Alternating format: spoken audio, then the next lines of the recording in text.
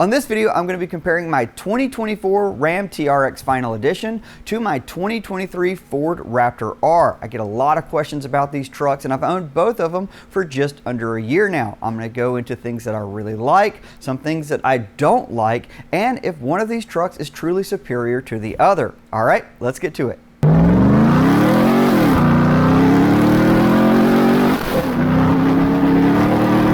So let's get into the powertrain, and we're going to start with the Ram TRX engine. I absolutely love this Hellcat. I love the supercharger whine.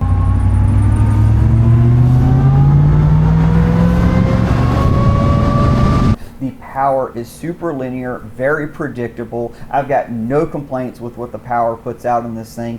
I haven't experienced any issues with the engine or transmission. Both seem to work together nicely, and there's never been an issue with burning oil, and knock on wood, no check engine light to date.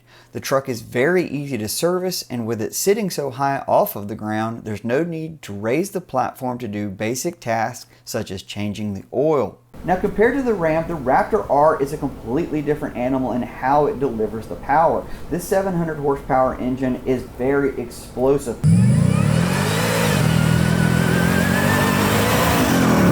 Now, I really like the powertrain in this thing overall. I think mated with the 10-speed, it's pretty smooth and very well balanced. I love the exhaust modes on this. You have quiet all the way to Baja being the loudest. I think it's really nice on the interstate to be able to drop it down to a very quiet tone. So if you just need to have a Bluetooth conversation, you're on the phone and you want this thing, really silenced, this is a great way to do it. I think the exhaust tone sounds really good. I don't really have any issue with any weird tinging or anything weird like that.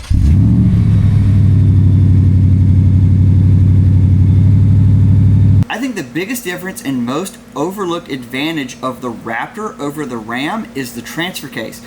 Both of these have BorgWarner transfer cases, but as many people know, the TRX comes with a 4813 that is essentially always in four-wheel drive. It's got a 4-auto style transfer case, which means it uses a clutch pack in the front to send various amounts of power depending on what mode you're in. Now, if you want to put your TRX in two-wheel drive, you can do so with a Taser DT from Z Automotive. It puts it in something called forced rear-wheel drive.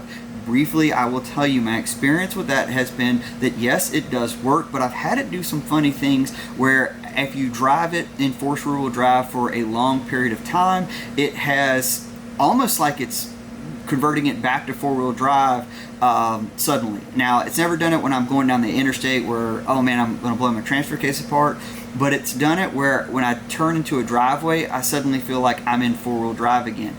I have actually emailed and have been emailing back and forth with the guys at Z Automotive about this issue. They're looking into it.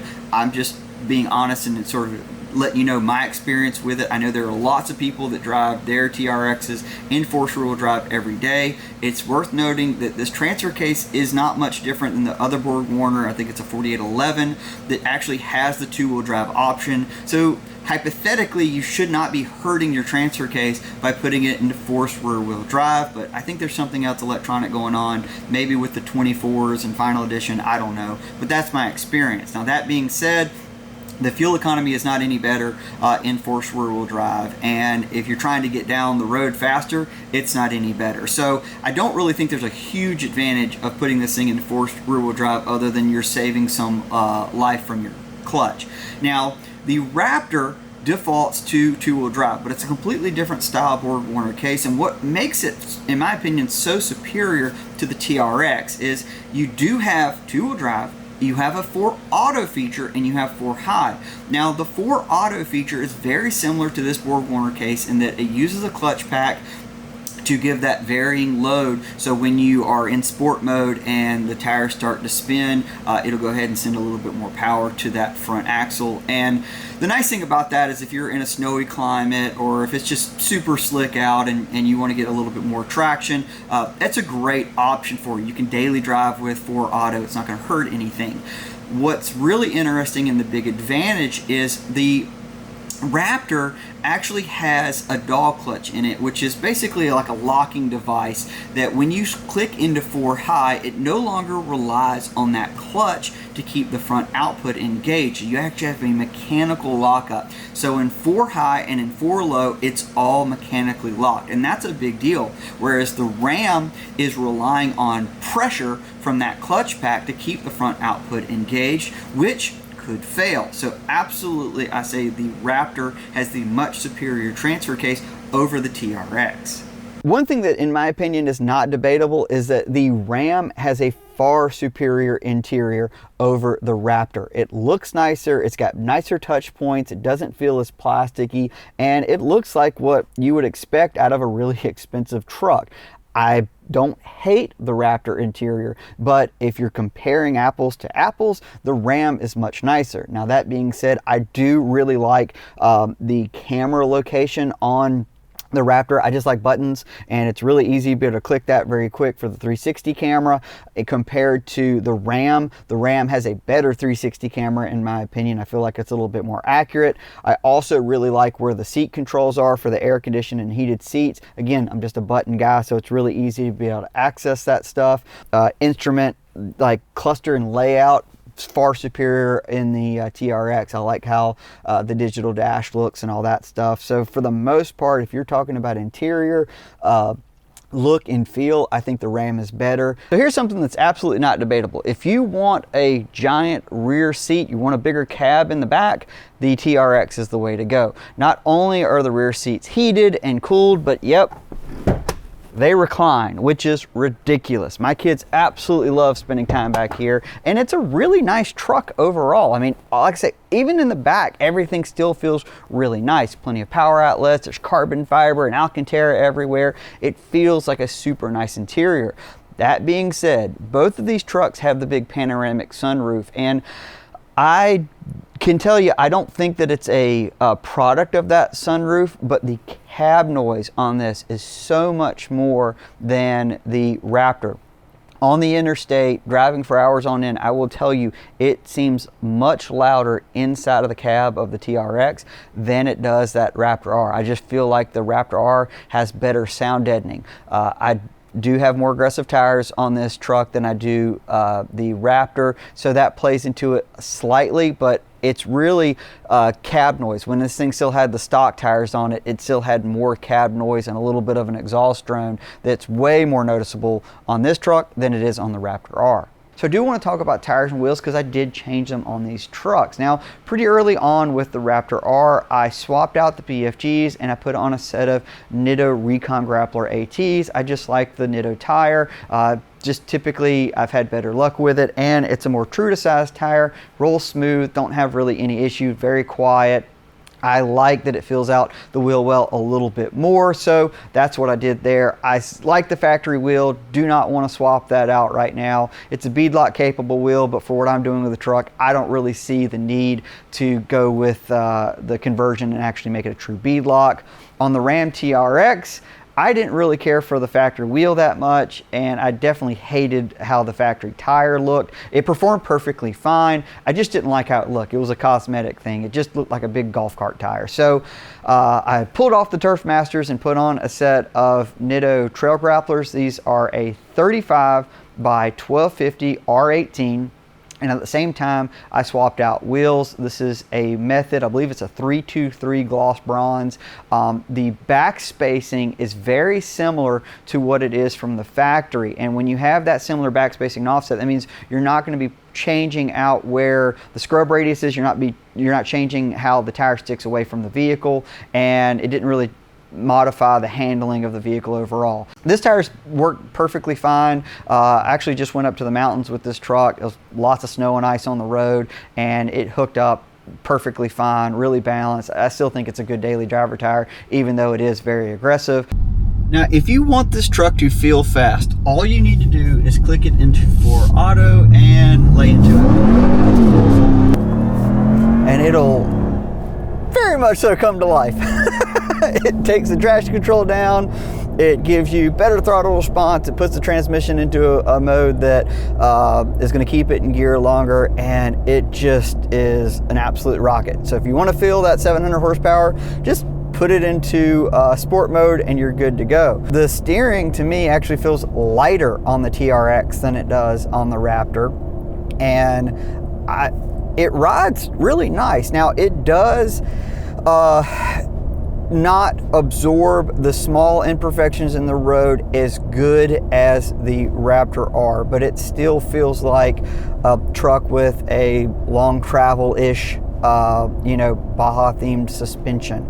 The Bilsteins obviously are adjustable with the computer here, and I think both of these trucks could really benefit from more rebound valving, but with the extra weight, this truck typically feels pretty planted. I don't really have a big complaint. It doesn't feel harsh. The only real complaint about this between the Raptor and the Ram is the Ram is just big. It's like 4 inches wider. The mirrors are a lot bigger. Everything about this truck feels bigger. So if you're trying to navigate one off-road versus the other, yeah, the TRX just feels an absolute monster compared to the Raptor.